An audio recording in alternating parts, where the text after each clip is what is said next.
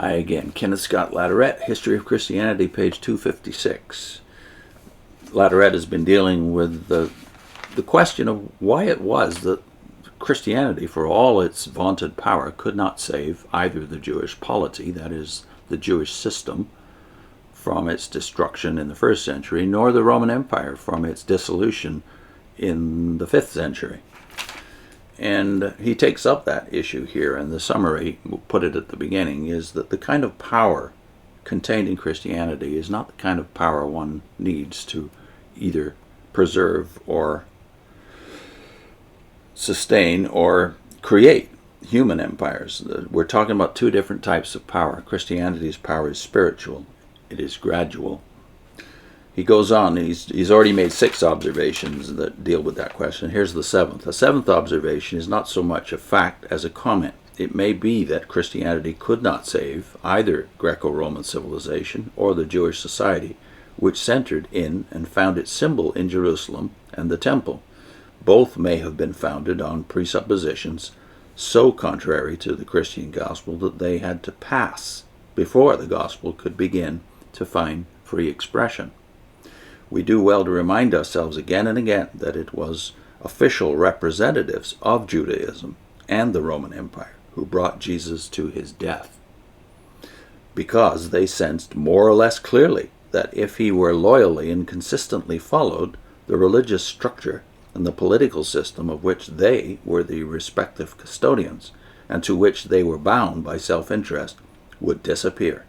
Certainly Jesus, as Stephen and others of the early Christians clearly discerned, rendered the temple and its elaborate sacrifices unnecessary, and as Paul declared, had made it obvious that the legal road of earning the favor of God was worse than a blind alley, and led away from the path to true life.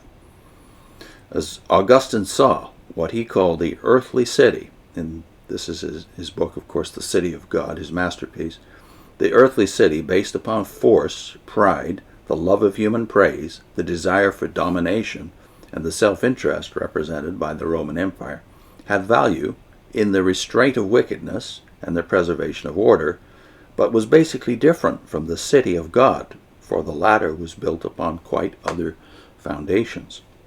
The kind of power which had brought the Roman Empire into being was diametrically opposite to the power of God dramatically and decisively displayed in the cross. When Paul said that Christ crucified was a stumbling block to the Jews and sheer folly to the Gentiles, namely the Greeks and the Romans, and that the ways through which the Greeks were seeking wisdom did not bring them to the wisdom of God as revealed in the cross, he was stating unvarnished fact. If the gospel was not to be obscured, Christianity had to break free from Judaism, and the Roman Empire would have to pass. And of course, Latourette is paraphrasing 1 Corinthians 1 and 2 here.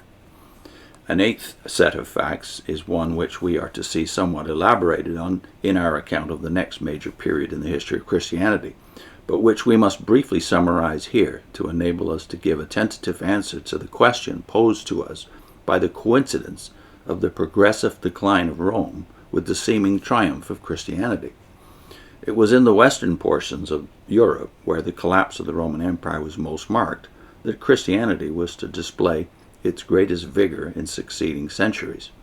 Indeed, the near disappearance of Greco-Roman culture in that region gave to Christianity one of its greatest opportunities. By being largely freed from the incubus of the Roman state and of the closely associated cultural heritage of Greece and Rome, the kind of power which was of essence of the gospel was given freer course than it had been accorded under the professedly Christian emperors. This was akin to the fashion in which that power displayed itself in great might in that wing of Christianity which broke through its Jewish integuments and ceased to be a Jewish sect, in contrast with the nervelessness of the strain of Christianity represented by the Ebionites, and which attempted to remain within Judaism. The Ebionites flourished for a while. They were a Jewish wing of Christianity, somewhat isolated from the mainstream, but they seem to have passed away by around the 6th century. In this connection, we must also anticipate the next chronological sections of our story. by noting that Christianity was the means by which the remnants of Greco-Roman civilization were transmitted to Western Europe, and that in the East, where the dwindling Roman Empire continued and passed over into the Greek Byzantine Empire, it was Christianity which reinforced the state, helped to give it cohesion, and put spirit in its defense against the onslaughts of its enemies. We shall also be recording, when that stage of our narrative is reached, that on the southern and eastern shores of the Mediterranean, the conquering force, Arabic Islam, which overthrew Roman rule in those areas, proved too strong for the kind of power represented in Christianity, and the churches slowly faded out. May we now attempt to summarize in a few words what the evidence seems to show of the relation of Christianity to the decline of the Roman Empire and of the civilization associated with it.